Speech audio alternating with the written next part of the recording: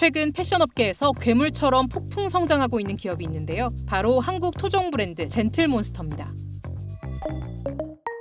젠틀몬스터, 신사적인 괴물? 아니고요. 사람은 누구나 내재된 욕망이 있고 그게 바로 몬스터적인 부분이라는 뜻이 담겨있다고 해요. 그런데 이 기업 이름처럼 거침없이 성장하고 있다고 합니다. 젠틀몬스터 운영사 II 컴바인드는 지난해 8천억 원에 가까운 매출을 기록했는데요. 지난해 영업이익률이 30%에 달하는 등 가파른 성장세를 보이며 순수 국내 패션 브랜드 가운데 처음으로 매출 1조 클럽 가입을 눈앞에 두고 있다고 해요. 특히 해외 매출이 전체 매출의 40%를 차지할 만큼 나라 밖에서도 인기가 대단한데요. 현재 미국, 중국, 영국, 동남아 등 14개 나라에 진출해 80여 개 직영 매장을 운영 중이라고 합니다. 그렇다면 젠틀몬스터는 어떻게 국내를 넘어 글로벌 브랜드로 도약할 수 있었을까요? 젠틀몬스터가 탄생한 2011년은 성공은커녕 생존조차 힘든 환경이었습니다. 당시 안경업계는 안경점과 안경 브랜드 간 협업이 단단하게 형성돼 있어 신생 브랜드의 진입 장벽이 높았거든요. 창업자 김한국 대표는 금융 대기업에서 퇴사하고 생소한 아이웨어 산업에 뛰어들었는데요. 그런 이력처럼 과감한 전략을 폈습니다. 유통 과정을 생략하고 소비자에게 직접 안경을 판매하는 홈트라이 시스템을 국내 최초로 선보인 건데요.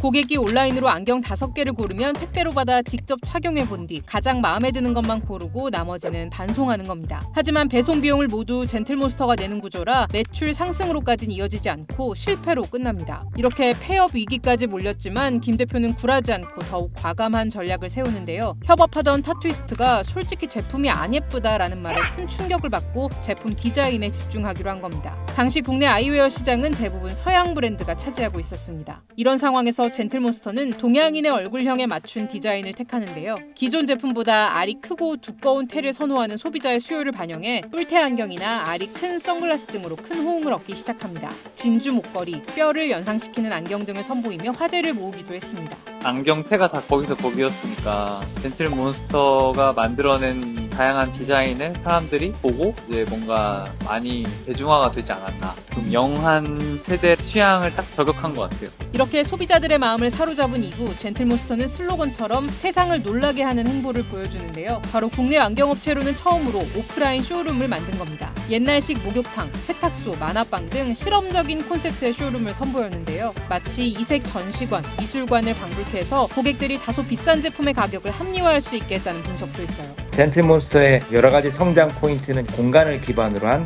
마케팅이 아닐까 합니다. 독특한 형태 리테일 스토어를 만들고 여러 가지 경험을 전달함으로써 굉장히 뇌리에 남는 방식으로 잘 소비자들은 소구를 한 게 지금의 젠틀몬스터가 있지 않았나. 이후 MZ세대를 중심으로 인증샷이 SNS에서 바이럴되며 자연스레 마케팅이 되기도 했고요. 유명 연예인을 활용한 마케팅을 펼치며 더욱 가파른 성장세를 보였습니다. 수많은 경쟁 브랜드가 이미 존재하는 시장에서도 아주 단기간에 효과적으로 인지도를 높이고 또 유명인을 기용했다는 것만으로도 신뢰도를 확보할 수 있죠. 손흥민, 틸다 스윈튼 등 세계적인 스타들과 협업했고요. 특히 MZ세대에게는 젠틀몬스터는 제니라는 공식으로 유명한데요. 제니는 단순한 모델을 넘어 크리에이터로 협업하며 해외에 젠틀몬스터를 알리는 데 단단히 한몫했습니다. 젠몬 처음에 이렇게 힙한 감성 아니었는데 진짜 신기해. 패션 쪽 알못이라 젠몬을 제니로 알게 됐어. 리얼 제니가 다함. 또 제니는 젠틀몬스터를 비롯해 II 컴바인드가 운영하는 화장품 회사 템버린즈, 식음료 매장 누데이크 등의 모델로도 톡톡히 활약해서요. 기업의 뮤즈이자 정체성으로 자리 잡았다는 평가를 받고 있습니다.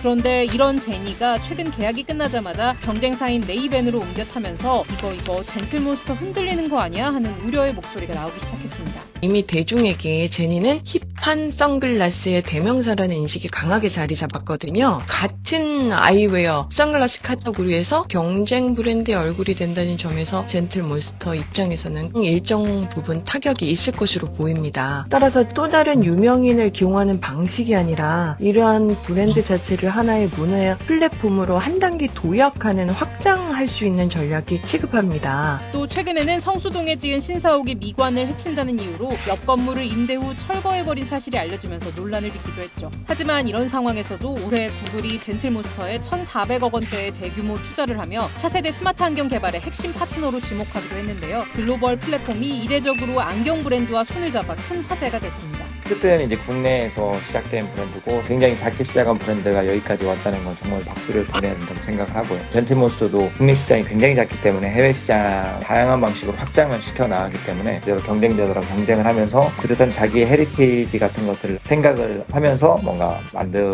전략을 가야 되는 시기가 아닐까라는 생각을 합니다. 젠틀몬스터의 해외 매출은 지난해 3천억 원을 넘기며 FNF의 MLB, 이랜드의 뉴발란스와 어깨를 나란히 했는데요. 명품조차 지속적으로 유행을 이끌기 힘든 패션 시장에서 괴물처럼 성장해온 젠틀몬스터. 과연 젠틀몬스터는 앞으로도 계속해서 글로벌 브랜드라는 위상을 유지할 수 있게 될까요? 여러분의 생각을 댓글로 알려주세요.